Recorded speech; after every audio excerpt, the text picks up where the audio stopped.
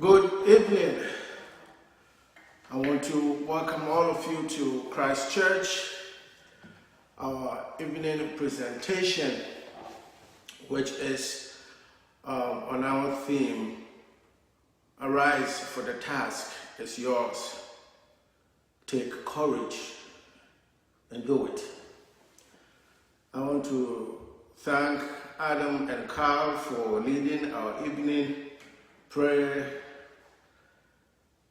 and to also thank Chris for managing our Facebook and website and all the communications that we share with members of our parish.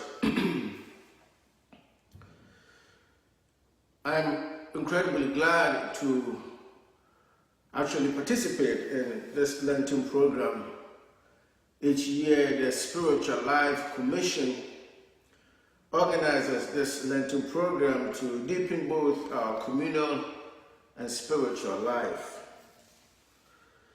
I want to give thanks to the Reverend Emmanuel Ato Mercer, the Reverend Rector, the Right Reverend Bob Elof, and our very own the Reverend Richard Geneva for offering insightful and sober thoughts over the past 4 weeks. These clergy, some of whom have faithfully served Christ Church and the wider church with tremendous energy, dedication, and enthusiasm, leaves me with some pretty big shoes to fill this evening. I value their ministry and their contributions to our common life, and I give thanks to God for their ministry to us at Christ Church in particular, and the wider world as a whole. Ordinarily, we would have gathered at the Great Hall in New Brick, surrounded by familiar faces and not so familiar faces. There would be lots of food, beverages, great company, and fellowship. But we have had to sacrifice the opportunity of getting together to break bread because of the virus, which is causing incredible mayhem here in our country and in the wider world. When the Spiritual Life Commission met to reflect on our theme for the year,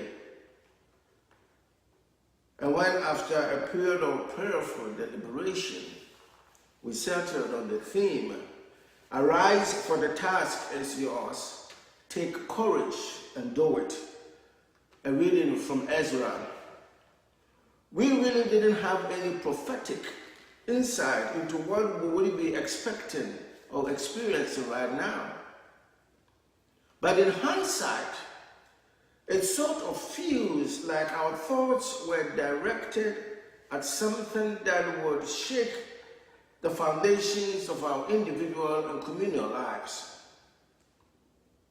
The text is from the period of the exile of the Israelites.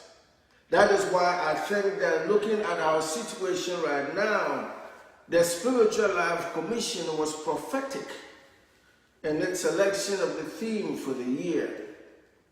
For it feels like we are also in exile. And being in exile, we need a good word. And so tonight it is my plan to talk to us about how the coronavirus has turned our lives into an exilic life, the task that has emerged from this pandemic, and our call not to be dismayed, but be courageous to accept the emerging realities of our lives, the emerging realities of this pandemic. Considering all that is going on, life seems like a dead end, a cul-de-sac, if you will. We know not where to go, or to which direction to turn, because there's none. In a way, we are like the Israelites in exile. But unlike the Israelites who were taken from their native land and had to walk a long distance across the wilderness to a foreign land, we have not been taken anywhere. We are simply stuck at home with nowhere to go and nothing much to do but to watch TV. Our lives appear eerily similar to an exilic life, disoriented, uncertain, temporal, half-productive, helpless, and hopeless. Like the Israelites of old, we also had a very comfortable view of God. We thought that we were invincible. We have everything. We are technologically more advanced than our forefathers. We are living the best part of our lives. We have been able to achieve the unimaginable. We seem to have an answer to every problem. Human level of comfort is at its highest it has ever been. The corresponding downside of this high level of comfort is the loss of our trust in some of the important institutions of our lives, like the church and government. These two of the many which bring some order into our lives and which in many ways is the glue that holds a society and a people together. Inasmuch as we believe in seeking the most comfort, may you please bear in mind that comfort is not only deceptive, but it is trivial and ephemeral. And the institutions that hold our society together always remind us of this most important fact. Guess what? We all thought that everything was going up and up.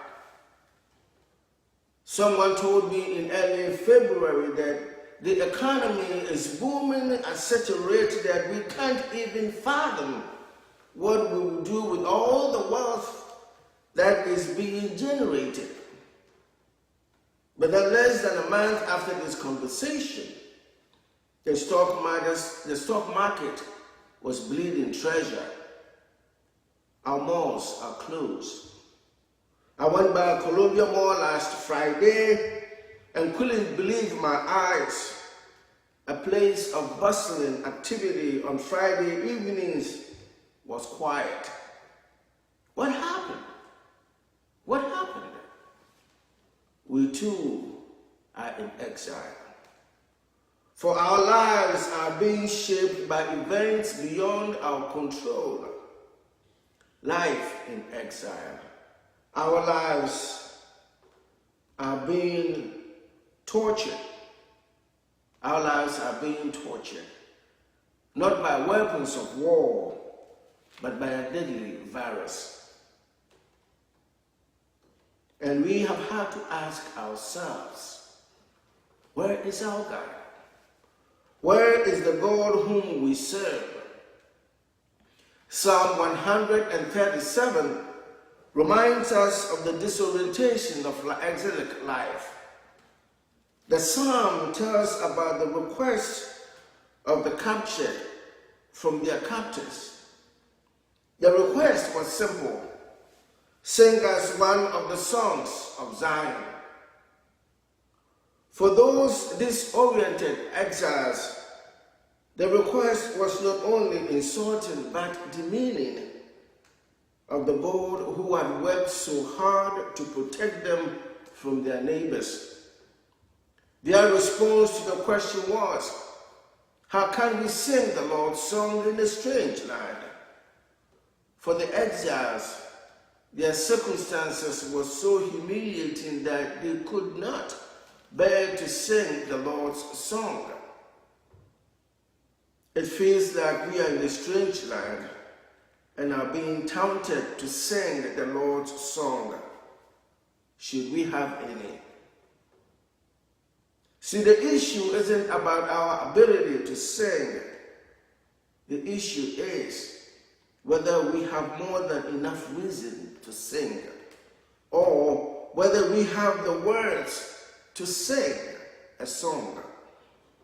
For some of us, we have been shaken at our core by this pandemic, and our question is, can we bear to sing the Lord's song? Do we, in fact, have a reason to sing? In our daily morning and evening prayer, we have been reading the story of the Exodus, and we are presently at the point where God has begun testing Pharaoh. This saga will continue for some time, but we also know that when the Israelites finally settled in the land of Canaan, they struggled with syncretism and idol worship. Although they suffered defeats in war, they could not fathom that the God who brought them out of Egypt with a strong and mighty hand would forsake them into life in exile. But here they were in exile, and here we are in exile. Just like the Israelites, we too have fought some battles. We've won most but lost some. But our general outlook has been one where we cannot fathom that the God who has been gracious and merciful to us would allow this pandemic to cause so much havoc, making it possible for us to be led into exile in our own homes. All that we knew appears to be shaken to the core. All the comfort which surrounded us appears empty and incapable of saving us. We cannot even use them because, for the sake of our neighbors, we have to stay at home. For me, the question is not so much about being in exile, but the question is, what are we going to learn from being in exile? What are we going to learn from being in exile? I want to share with you 4 of the important things that the Hebrews learned whilst they were in exile. First, they came to realize that they could worship anywhere. They didn't have to be in Jerusalem to worship God. Yes, Jerusalem maintained its highest place, but they came to understand that God wasn't locked up only in Jerusalem, but God could be worshipped everywhere, including the land of their captors. Secondly, out of this sober realization also emerged the idea of the synagogue. The Jews could congregate at a particular place solely for the worship and learning about God. Third, there was a new reorientation in their relationship with God. It was one where the law became incredibly important, more important than it has ever been. The Book of Ezra, which our theme comes from, is about the reconstruction of the spiritual lives of the people, where in fact Ezra reads the entire rediscovered book of the law to the hearing of the people. He read all of it. Fourth, as harrowing as the experience was, it also affirmed for the Israelites that God was faithful and trustworthy. More than that, God was gracious and merciful, slow to anger, and abounding in steadfast love. God was good and relents of his anger. These newly informed or reaffirmed notions of God became so central to Jewish religious ethos that we can conveniently argue that by the time of Jesus, these reforms had taken a much deeper root in the society. And so, if you would remember, the main thrust of the constant clash between Jesus and the chief priests and elders, the Pharisees, the Sadducees, the Zealots, and many other religious leaders and the people themselves, was about the interpretation of the law which was read and instituted by Ezra, and which had become the bedrock of their understanding of their relationship with God, and which had become the basis upon which their society was governed. See, the point I'm trying to make is that in picking this text from Ezra, we have made the point that the Israelites not only learned something about their experience in exile, but that that experience shaped and influenced the way Judaism is practiced today. By extending the argument a little further, I intend to make the point that our present experience is also akin to being in exile. But the question is not so much about our present exile, but like the Israelites, what lessons can we learn, or what new insight do we have about our society and how we can make our lives better? In my view, that would determine our new task, and not only that, but whether we have the courage, the fortitude, and motivation to carry forward any new task that emerges out of this pandemic. Well, I have a few of the new tasks that has emerged. The first is the improvement of air quality. It sounds so trivial, but I read a few days ago that due to the fact that many people have been working from home, the air quality has improved. Well, we don't have as many cars on the road as we used to. A couple of weeks ago, I picked up my mother from the Dallas airport in Northern Virginia. I was driving on the Beltway at 8 a.m. in the morning with virtually no traffic. My trip to Dallas airport was the least anxious and less stressful. The point then is, we know that our actions, however little they may be, has an effect on the environment. See, one of the core responsibilities that God gives to us is that we manage creation, that we take care of creation, that we tend to creation. All that we see, the trees, the rivers, everything that we see is a gift from God. And God has tasked us with the responsibility of taking care of them, of tending to creation.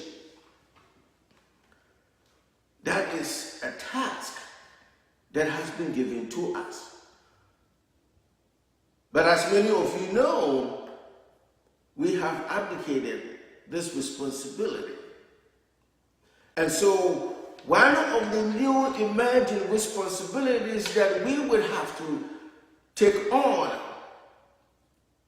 is how we can tend creation so that we can breathe more freely and we can breathe quality air.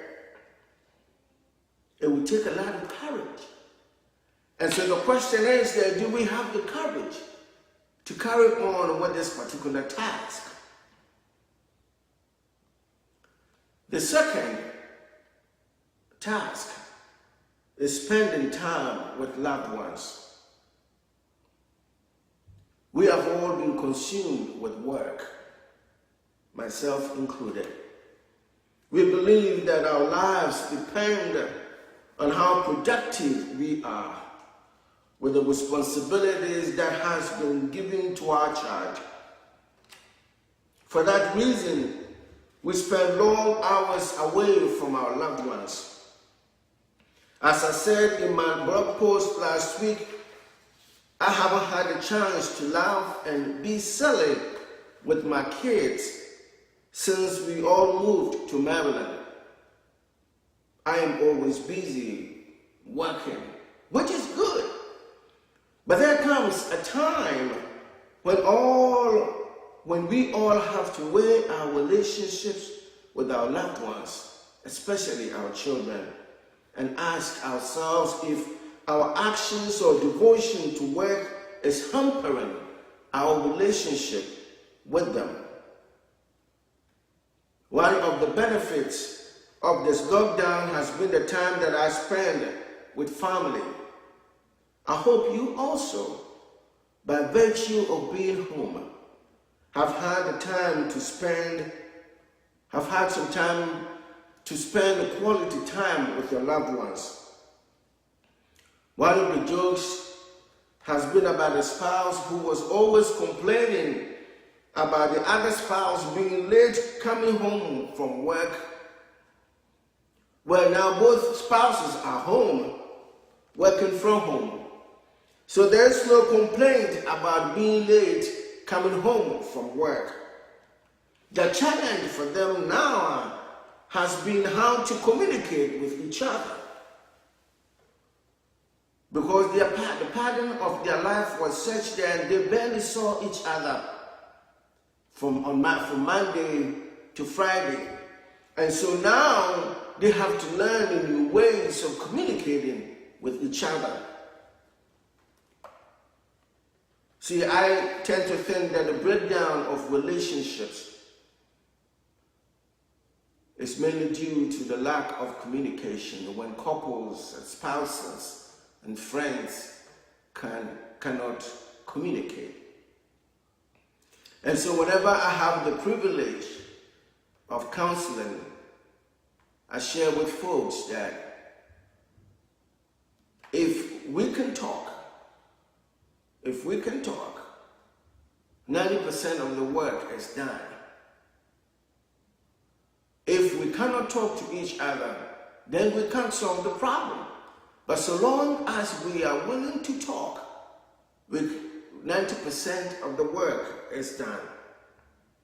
And so our task now, the new task emerging from this pandemic, from this exilic experience, is to learn how we can begin to spend time with our loved ones.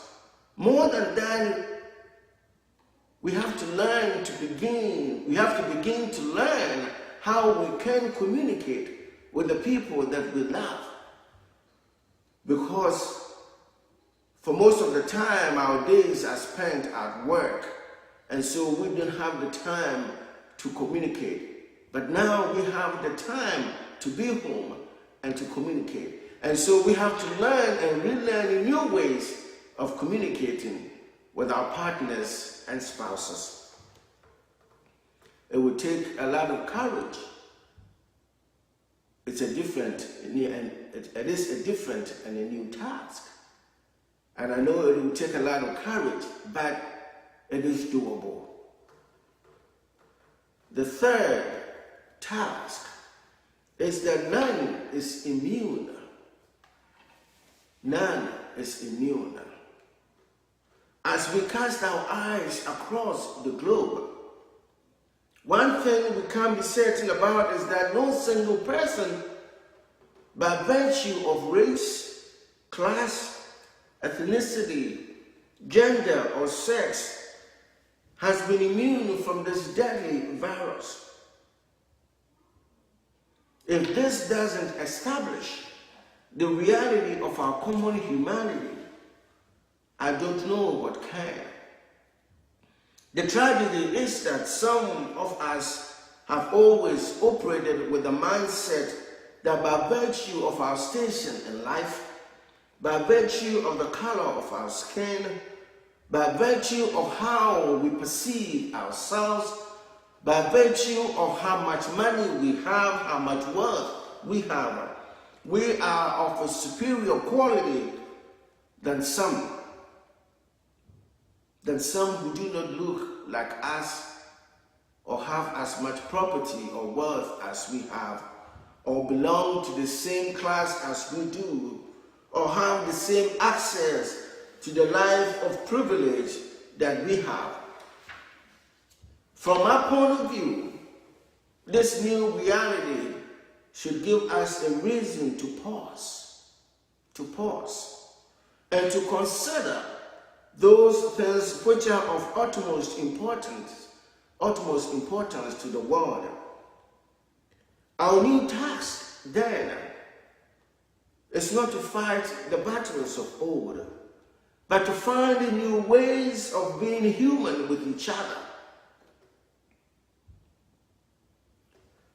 Our new task is not to relitigate the past, but to find enriching ways of supporting a community in which none is immune to the ravages of poverty, anger, homelessness, and what have you. If we can find the courage to pursue this task, this new task, the task of finding new ways of engaging each other and the world, because this disease has taught us that we are not immune from it. No one is immune from it. Regardless of who you are not immune from it. And simply because of that, we can recognize the humanity of each other. Simply because of that, we can lift each other up. Simply because of that, we can affirm each other and find new ways of engaging each other. It would take a lot of courage, but we would be better for it, and our world would be better for it. See, the lessons of the exile are too many. But the most poignant is that none of us is immune. All of us are vulnerable. And if I can share my vulnerability with another person who is of a different social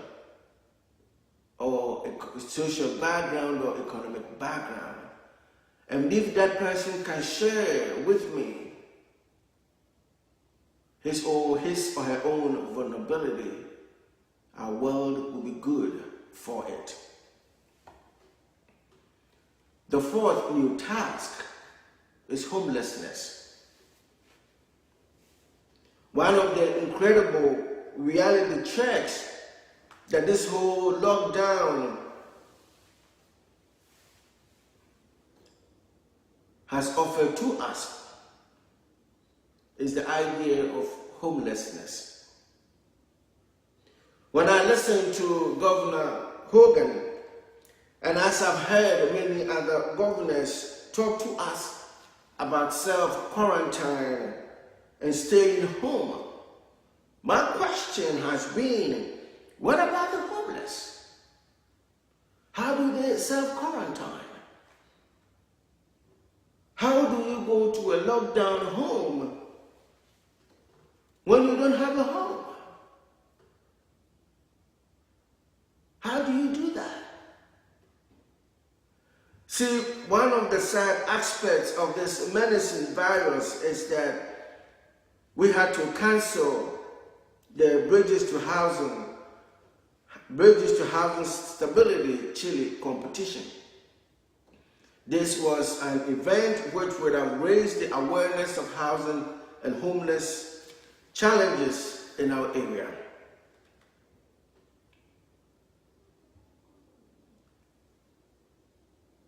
But then, how do you support those who are homeless? How do you do that? My prayer is that we can, as a society, begin to develop ways where we can help with housing for those who cannot help themselves, those for whom there is no home. We have to work extra hard to find a home for them. One of the issues that I face on a daily basis is getting a phone call from someone who has been in a hotel and seeking help with hotel bills because they have no home.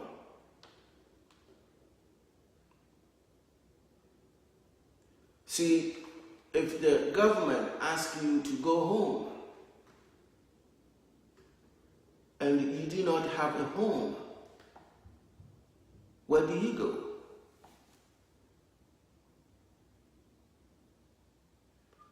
If you ask me to go home and I do not know which home you're talking about or what a home looks like, we would be speaking to each other, but we would be talking past each other because I do not know what a home looks like.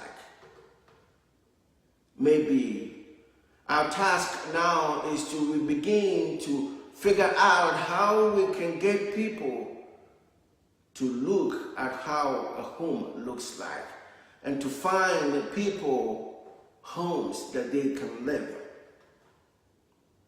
If only we can have the courage to take on this important task. The fifth emerging task or re-emerging task is poverty. I understand that the government will be sending checks to families to help them deal with the ravages of this pandemic. I know that many of you have been very generous to Christ Church and you support the Rector's discretionary fund in unimaginable ways. I was driving from church yesterday and I saw Patricia Fannin, and I stopped to say hello. We were 6 feet away from each other. We were practicing compassionate distancing. And then this is what Patricia said. Father Manny, I want to give you some money for your discretionary fund. Here, take this cash. Can I also send a check or give online? I responded yes, she could, and I thanked her for her generosity. And I wondered to myself, why? Why Patricia will simply hand me cash to give to somebody?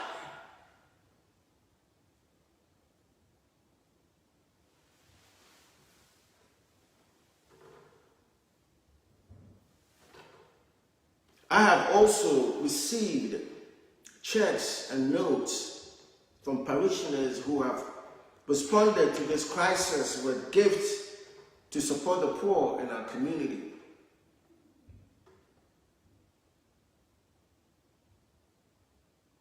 See, those who are at the front lines of the fight against poverty know the damning poverty in and around Columbia and Howard County. A community as affluent as this shouldn't be dealing with this level of poverty. I am glad the federal government is responding with checks to families, but for those who have lost their jobs and for whom the help from the federal government can only go so far, what are they to do? If you haven't been poor before, you may not understand what it means to be poor. If you have not been hungry before, you may not understand what it means to be hungry. Sometimes I am amazed at the level of calls we receive at the church and the request that comes with these calls. We cannot respond to all the requests, but for those that we can, we do. Although it is enormous, we are always guided by what James wrote in James chapter 2, 15 to 17. James writes, "Suppose a brother or sister does not have any clothes or daily food, and one of you tells them, 'Go in peace, stay warm, and eat heartily.' If you do not provide for their bodily needs, what good does it do? In the same way, faith by itself, if it does not prove itself with actions, is dead. But because our faith isn't dead, we have courageously taken on the task of supporting the poor in our community and beyond. I cannot enumerate the number of outreach activities that we undertake to support those who are in need. But one important fact that I would share in our relationship with Lake Elkhorn Middle School is that over the past several weeks, we were supporting the school with their new innovative program of providing food for the weekend for poor families. Unfortunately, because of this pandemic, we have had to take a step back from this ministry. Ever since the school and office closure, I have been worried about the impact of this on the children who struggle for food each weekend. Our Christ Church family takes very seriously the ministry of supporting those who are suffering from poverty. We believe it is our task to be the feet, the hands, the eyes, the mouth, and the nose of Jesus in the world. We believe we can. And we do it. But there is a new emerging reality where we will be required to do more than we've ever done. And it would take a great deal amount of courage on our part, a great deal amount of courage to embrace this task, the task of being as compassionate as Jesus would. The sixth task is holiness. Holiness. It is an important task because we are always encouraged to be as holy as God is. Remember, the prophet Ezra's desire was to inaugurate a season of holiness among the people of Israel. A season of holiness among God's people.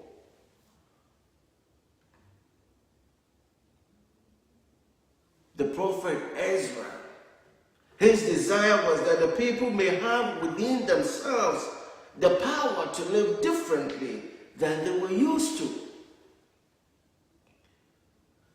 See, if your desire is to live differently, If your desire is to live a holy life, that also is a task. And it will take a lot of courage on your part to accomplish that. In order to be holy, first, you must be humble. See, Jesus calls on us to be wise as serpents and humble as doves. We are called to compete. We are called not to compete to be the first, but if you desire to be the first, you must be willing to serve. You must be willing to be the last. So we are competing to be the last. And if you compete to be the last, you are competing to serve. And so our new and emerging task is to know that we are leaders who have been called to serve. We have been called to a humble service, humility. In order to be holy, you must be burning with love. You must burn with love. Remember the story where Jesus took a little child and he placed this child among all the adults around him. And he said, whoever welcomes one of these little children in my name welcomes me. How many of us are willing to welcome children? How many of us even bother about playing with children? For some of us, children are a nuisance. And so we stay away from children as far as we can. But if you are able to welcome a child, you identify with the child. You identify with the vulnerability of the child. You identify with the love that grows and burns in that child. Because that child that you welcome does not know human differences. That child does not know anything about evil or anger. That child is as innocent as they come. And so, your task of brimming with love is to be able to welcome everyone. Welcome everyone. Even those who are unable to do anything for you. The very young, the old, the weak, the poor, anyone. Be willing to welcome anyone. When you are able to welcome anyone, even a child, you are welcoming Jesus himself. And so our new task is to possess the loving heart of a child. To possess the loving heart of a child. In order to be holy, you have to be tolerant. See, there was a story in the gospel about the disciples of Jesus who were complaining that some people were calling upon the name of Jesus, but they did not belong to our group. They did not belong to our group, and they were calling your name. Lord, why? Do something about it. So we like to keep our own tribes. We like to keep our own tribes. And we are very hesitant about others joining our group or our tribe. But it is a mistake. It is a mistake to dismiss any other person who isn't part of your tribe because you simply feel that that person isn't one of us.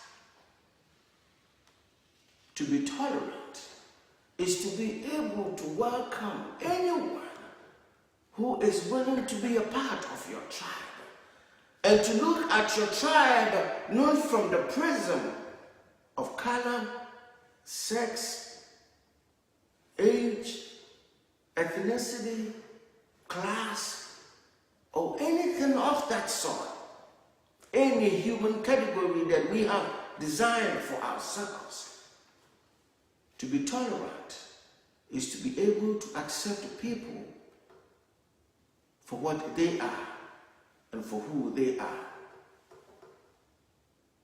That is another mark of holiness, and that is a task. The fourth is discipline. Discipline. We sometimes tolerate sin in our lives, but are intolerant of the same sins in other people's lives. Remember the story where Jesus states that you must be able to take the rod out of your eyes in order to see the tree that is in another person's eye. We love to tolerate our own sin, but cannot tolerate the exact same sin in another person. Jesus teaches us to be tolerant. Tolerant about our own sins and the same sins in other people. Be disciplined. Be disciplined, uncompromising and radical about sin.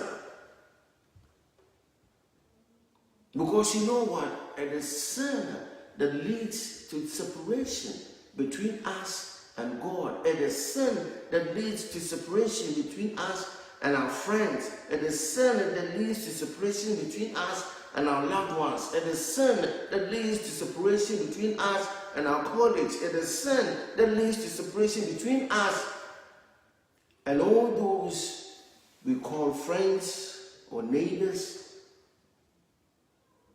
or even family relations. Be disciplined. Be disciplined. That is your imagined task. The fifth is to be peaceful. Be peaceful. Jesus invites us to be beacons of peace. And the Apostle Paul, in his letter to the Romans, also encourages us with these words. If it is at all possible, as far as it depends on you, live at peace with everyone. If at all possible, insofar as it depends on you, live at peace with everyone. And so our new task then is to embrace the gift of peace that God gives to us, that peace which surpasses any human understanding, and to work hard, to work extra hard, to live in peace with all people, insofar as it depends on you. If it doesn't depend on you, then you don't carry any blame. But if it depends on you, then you have to work extra hard. You have to go beyond yourself to make that peace possible. That is your task. That is your task. The sixth is faithfulness. See, Jesus calls us to be faithful in things great and small, we have to be faithful. We have to be faithful.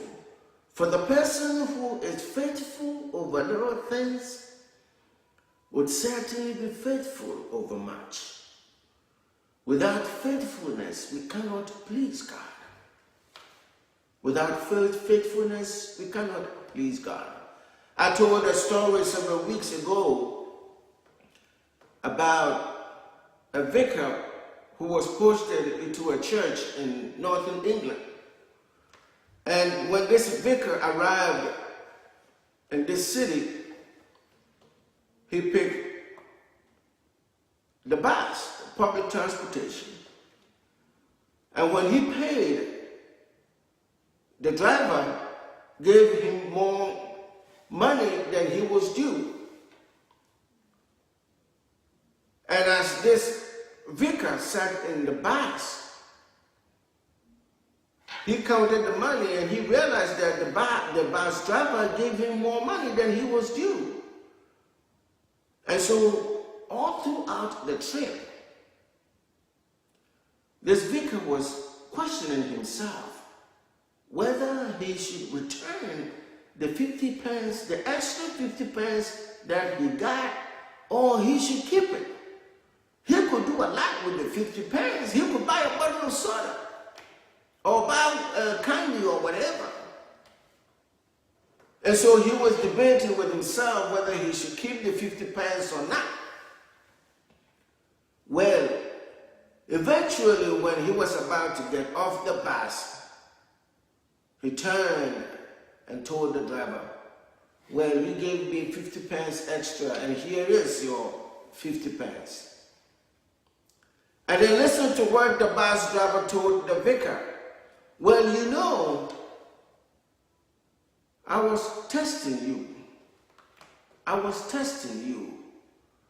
I was wondering if you would keep the 50 pence or not. I was wondering if you would hold on to the 50 pence that does not belong to you, or you would return it. See, when you are faithful over little things, you can be faithful over much. And so this is what the bus driver told the vicar. Thank you for returning the 50 pence. I will see you at church on Sunday. Our new task. Our new task is to be faithful. Faithful over the little things in life. And when we are faithful over that, we can be faithful in much. That is our task. And we have the courage to pursue it. And so, my beloved, as you can tell, our tasks are many. We have a lot of tasks. But we cannot achieve any of them on our own. By our own effort, we cannot achieve any of them. We always have to pray. We always have to pray for the power to accomplish any and all tasks that has been given to us. It is God who makes it possible, who empowers us with the Holy Spirit to pursue and to accomplish the task that He has given to us. And so as we bring our Lenten journey to an end, I want you to take a look back. Take a look back at all that you have heard over the past 4 weeks and think about the gifts that you have. Think about how you can be faithful with the gifts that you have. Think about how you can pray and make possible what God has given to you to do, the task that God has given to you to accomplish. Think about how you can pray to make it possible. Because you cannot achieve these on your own. It is by the power of God.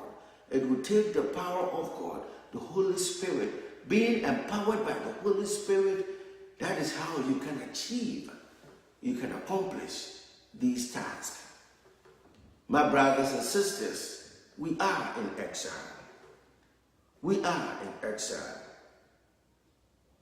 But before long, this too shall pass. God's gracious favor has been upon us and will continue to be upon us.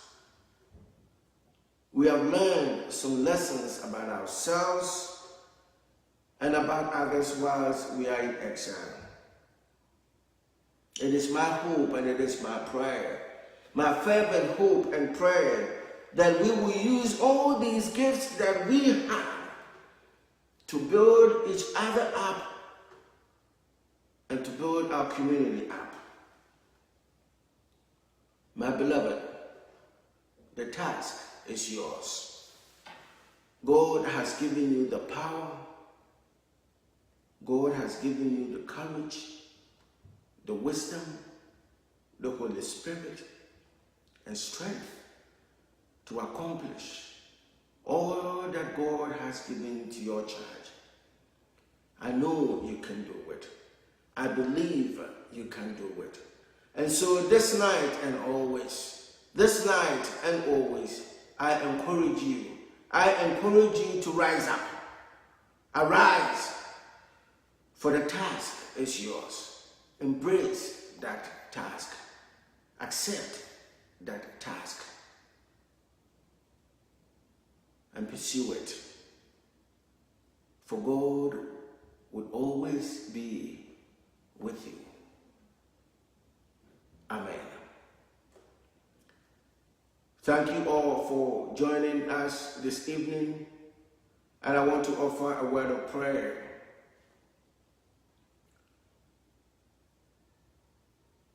Loving and merciful God, we thank you for this day and for the many blessings that you pour upon us. We thank you for the strength you have given us. We thank you for the peace that you bring to us. We thank you for the direction that you give to our lives.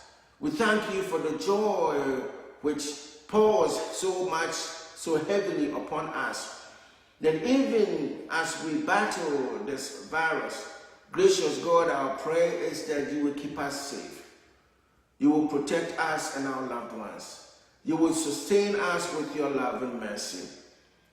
As we retire into the night, our loving God, we pray and ask that you may grant us a peaceful rest. Bless us with your wisdom, your discerning spirit, and your courage, that all that we have learned over the past several weeks, we may be able to put them to work. We pray and ask that you will bless our night, and that at the dawn of a new day, may we with joy awaken in your name. This is our prayer through Christ our Lord. Amen. Again, thank you all for joining us this evening. And thanks very much to the Spiritual Life Commission for putting all this together. Thank you very much.